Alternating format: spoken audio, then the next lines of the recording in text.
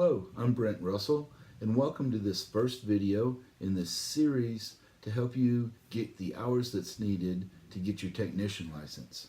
So this is the first video in the Apprentice series. That means that you need to have your apprentice license already, and if you have that, then you're required to have 40 hours of on-the-job training and 20 hours of classroom training, plus another 8 hours of classroom training in each category.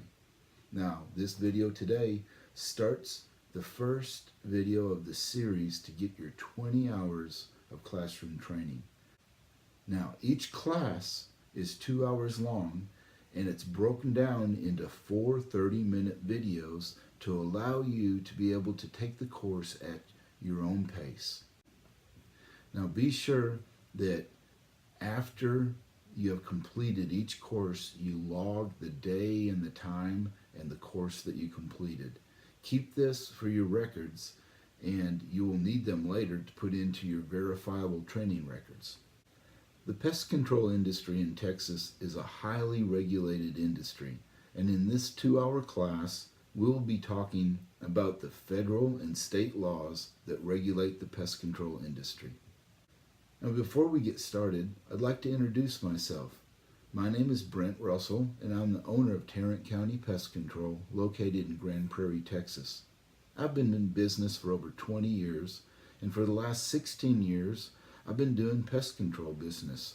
And when I say doing pest control business, I mean I myself personally have been out in the field, running the jobs, selling to the customers, and doing the pest control treatments. Now, not only that, but on top of that, for the last 16 years, I've been getting inspected by the Texas Department of Agriculture, and I go through these inspections every few years. Every pest control company that has a license has to be inspected by the Texas Department of Agriculture every few years. And after 16 years of these inspections, I can tell you I know what they look for, and I know what you need to do to stay out of trouble with the TDA. So that brings me to why I started this course. I started this apprentice course to help those that want to have an awesome career in the pest control industry. And I want them to be able to get started in a way that can avoid them from having any trouble later on with the TDA. This is an excellent career opportunity for some people, but it's not the career for everyone. And if you happen to find yourself in the pest control industry and fortunate enough to be able to serve God and serve other people through the pest control industry, then there's something that I want to tell you that's very important in your success. Always remember what the Bible says in Colossians 3:23. Whatever you do, work at it with all your heart as though working for God and not for man. And if you'll do this, you will always be successful. The pest control industry in Texas is licensed and regulated by the Texas Department of Agriculture and the Structural Pest Control Services Division. Now, the Texas Department of Agriculture is located in Austin, Texas. To work in the pest control industry in Texas, you must have a structural pest control license issued by the TDA. So, that brings up some good questions. Number one, who needs a structural pest control license in Texas? Well, anyone that does pest control in the state of Texas needs to be licensed by the TDA. So, question number two, what is the definition of pest control? Well, let's take a look at that right now. The law says in section 1951.003 of the Structural Pest Control Law, Occupations Code defines structural pest control this way. A person is engaged in the business of structural pest control if the person performs or solicits any of the following services for compensation: identifying infestations, making inspections, or attempting to identify infestations. The pest control industry in Texas is licensed and regulated by the Texas Department of Agriculture and the Structural Pest Control Services Division. Now, the Texas Department of Agriculture is located in Austin, Texas. To work in the pest control industry in Texas, you must have a structural pest control license issued by the TDA. So that brings up some good questions. Number one, who needs a structural pest control license in Texas? Well, anyone that does pest control in the state of Texas needs to be licensed by the TDA. So, question number two, what is the definition of pest control? Well, let's take a look at that right now. What is the definition of pest control? Well, the state defines it like this. Let's take a look at the law. It's section 1951.003 of the Structural Pest Control Law and Occupation Code. Well, it defines structural pest control like this. A person is engaged in the business of structural pest control if the person performs or solicits any of the following services for compensation: identifying infestations, making inspections or attempting to identify infestations of insects, spiders, mites, ticks, and related pests, wood infesting organisms, rodents, weeds, nuisance birds, and any other obnoxious or undesirable animals that infest a home or structure. By the way, that also includes railroad cars, ships, docks, trucks, and airplanes. So, basically the law is saying this, that anybody that does any kind of pest control in the state of Texas and you're being compensated or paid for it, or if you're charging for it, and if you're identifying pests or you're doing anything to control those pests, then you have to have a license. And I find it interesting that in this definition of pest, it's not just insects and arachnoids, but also things like birds and other animals, anything that could be a pest. That would include squirrels and raccoons and skunks and possums, or anything else that might get up in somebody's attic or create a nuisance or a pest for a structure or for a home. So if in any way that you're dealing with controlling pests in Texas, then you have to have a license in the state of Texas. Okay then, so who does not need a pest control license in the state of Texas? Well, there are a couple positions within the company that you might have where you do not need a license.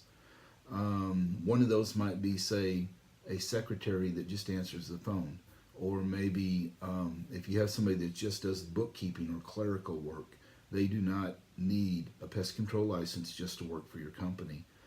Also, if you have somebody that you've hired just for manual labor, just for the day, maybe say to dig ditches, if you're doing a termite treatment, those people, if they don't apply any pesticides or they're not selling anything, they don't need a license. Let's take a look at what the law says, exactly how the wording is of that law. A person is not engaged in the business of structural pest control if the person is a clerical employee or a manual laborer, and the person does not identify pests, make inspections, recommendations, estimates, or bids, or apply insecticides, pesticides, rodenticides, fumigants, chemicals, or other related substances regulated by the department.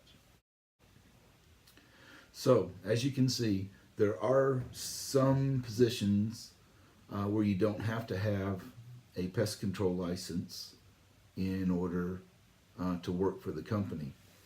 But if you're doing any kind of bids, giving any quotes, identifying any kind of pest, if you're applying any pesticides, or even rodent bait for rats, and you're charging people to do this, then you have to be licensed by the Texas Department of Agriculture. Let's talk about the criminal background check just for a minute.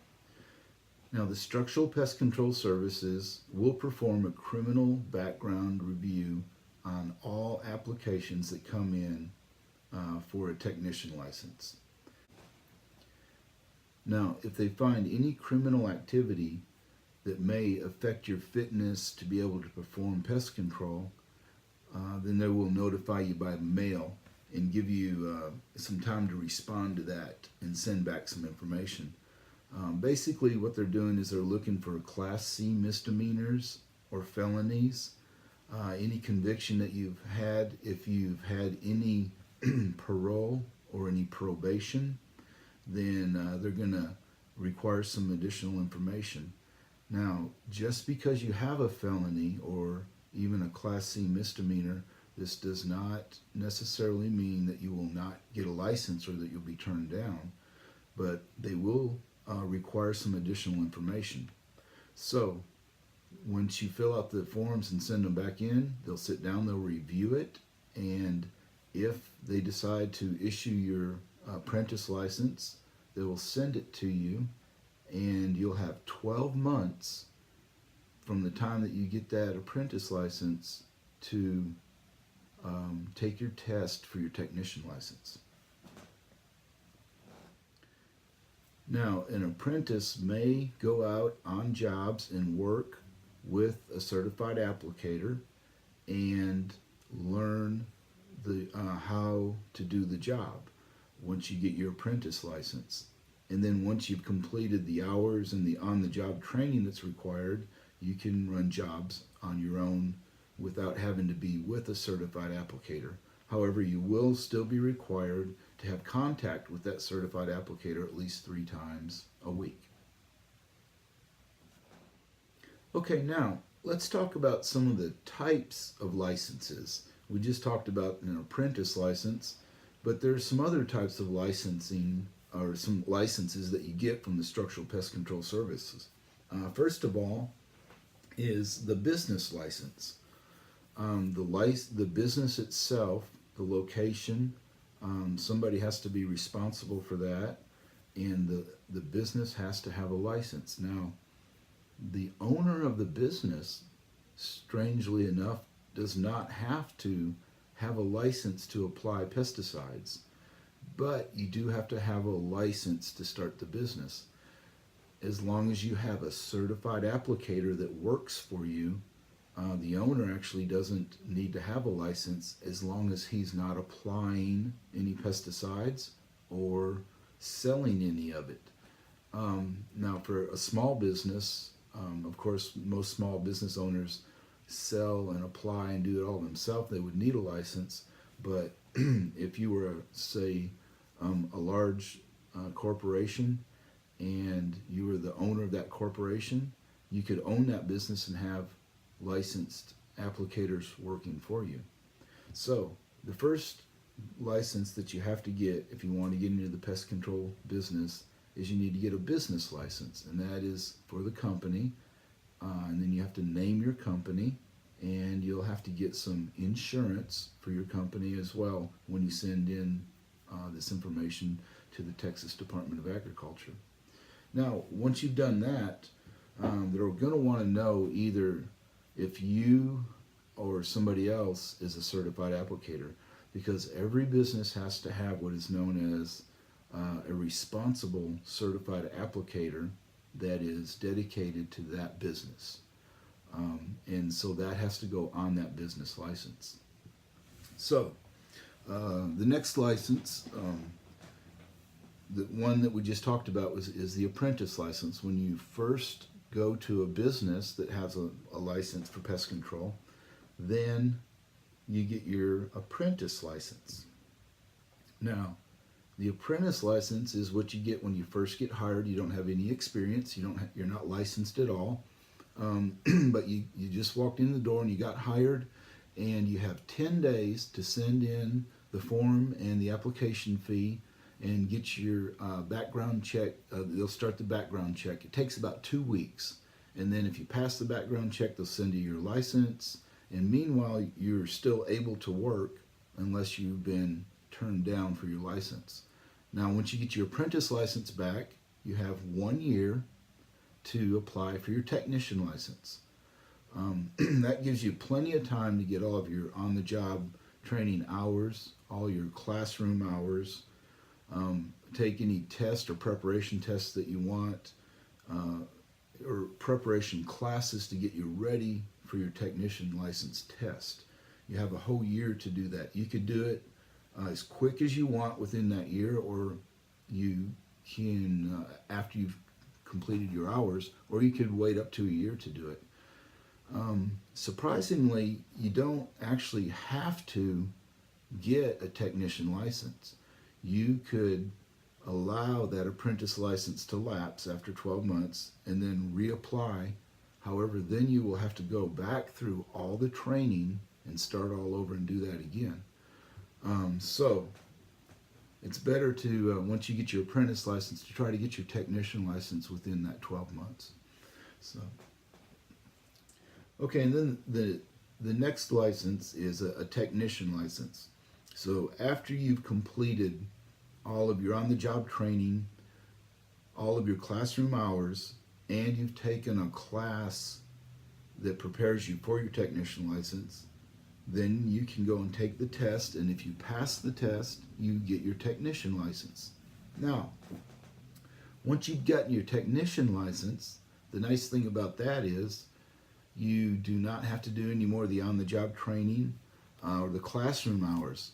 However, you do have to do what's called CEUs, that's continuing education units.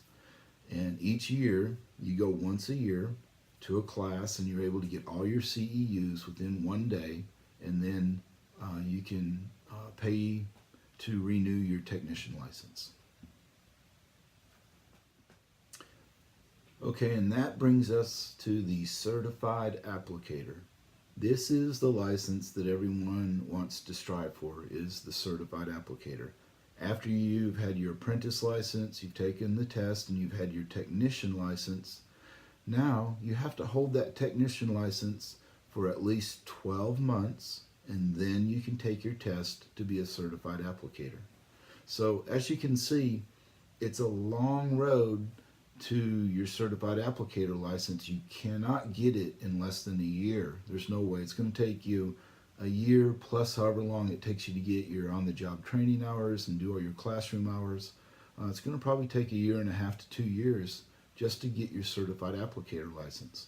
But by that time, you will be well trained, you'll understand the business well, and you'll understand how to apply pesticides in a safe way, not only for the environment, but for the people too, and in the homes that you're applying it at. Sometimes you're going to find yourself applying pesticides in some very sensitive accounts, places like schools and hospitals and nursing homes, and even just around some elderly people that are extremely sensitive to pesticides.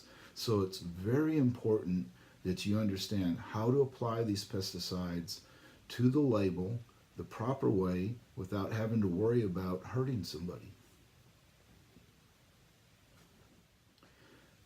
Now, once you have your certified applicator license, you can work unsupervised, and also you can become what is known as the responsible certified applicator for a business. When you are listed as the responsible certified applicator, you are exactly what that says. You are responsible. You're going to be responsible for any of the laws that are broken as far as applying pesticides or anything that you could get in trouble with the Texas Department of Agriculture. It's going to come back to that responsible certified applicator. Now, in my case, in my business, I'm the business license owner and a certified applicator and the responsible certified applicator. So if anything goes wrong, it all comes back on me. In some businesses, you may have a business owner, and then he has hired a certified applicator, and they've registered him as the responsible certified applicator for the business. Now, when the Texas Department of Agriculture comes and they do their inspections and they find something that's wrong on the chemical use sheets or something like that, it's going to come back on the responsible certified applicator, not necessarily the business owner. However, the business could still face large fines. Some of the fines are in the hundreds of dollars, and other fines can be up into the tens of thousands of dollars.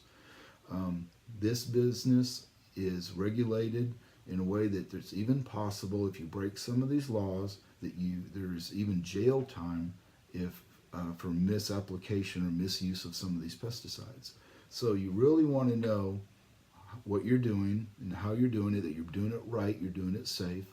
And also, if you're the responsible certified applicator for a business, you're going to want to make sure that those other people that are doing the work, that they're doing it right, and you want to be able to train them right and supervise them so that something doesn't go wrong. Okay, so now let's take a look at some of the legal definitions of these licenses. First of all, let's take a look at the business license. The law says that any person engaged in structural pest control for compensation must secure a business license in the business's operation name from the department for each business location, including branch offices. Each business license holder must designate a responsible certified applicator for each business location who is not also serving as a responsible certified applicator for any other business licensee or any other business location. A business licensee may not operate at any time without a responsible certified applicator. Okay, so there it is. You just heard the law. We just talked about that. A business licensee, whoever holds the business license, that business cannot operate without a responsible certified applicator. So, what happens if you are a business owner and you're not a certified applicator, and then all of a sudden that responsible certified applicator that was working for you quits or gets hurt or for whatever reason is not able to work for you anymore? Well, basically you're pretty much shut down until you get another responsible certified applicator. So that's why I recommend anybody that is in the business that if you're a small business and you're the business license holder, that you get your certified applicator license, so that if something happens to your responsible certified applicator, at least you can keep running your business until you get him replaced. Okay, let's take a look at the definition of an apprentice. An apprentice, a sales or service employee who is registered by the Structural Pest Control business or non-commercial entity to complete the required training for a technician license and has not yet passed the technician exam.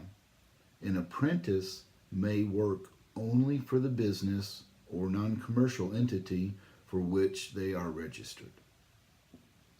Okay, so basically it's saying that when you're an apprentice, that you can only work for that business that you are registered with, and you can only work under the supervision of a certified applicator for that business.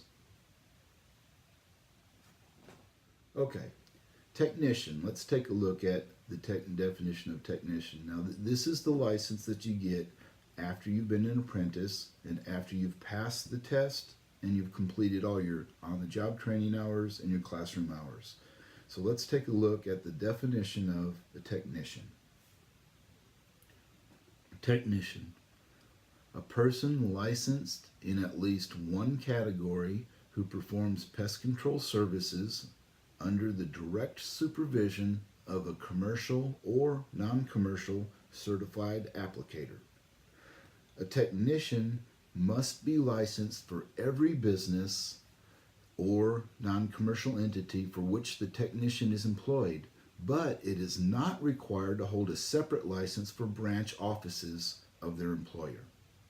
All right, so as a technician, you can work for other businesses, but you have to be licensed for each one of those businesses that you work for. The Texas Department of Agriculture wants to know every business that you're working for as a technician. Now, if you're working for a business that has other branches, a large pest control company that say that has several offices or branches, you do not have to be licensed for each one of those branches. You only need to be licensed for each company that you work for. Okay, certified commercial applicator. Now finally, after you've had your technician license for a year, then you can take your test to become a certified commercial applicator. And when you are a technician, you still have to be under supervision at least 3 times a week by a certified applicator. So we're going to talk now about what the actual definition of a certified applicator is. So let's take a look at that now. Certified commercial applicator. A person licensed in at least one category.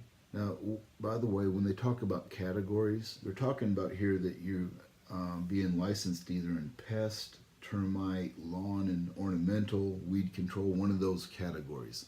So, as it's saying here, the person licensed in at least one category as a certified commercial applicator who can perform pest control services, identifications, and control measures without direct supervision, but under general supervision of the responsible certified commercial applicator.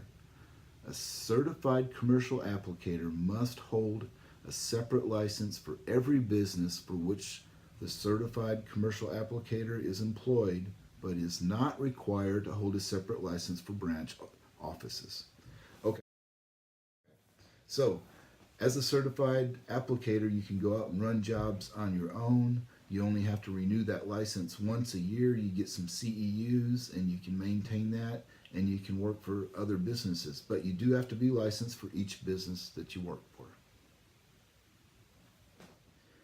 Okay, now let's take a look at the definition of a responsible certified commercial applicator. Every business must have at least one responsible certified commercial applicator that is registered for that business. And let's look at what the definition of that is.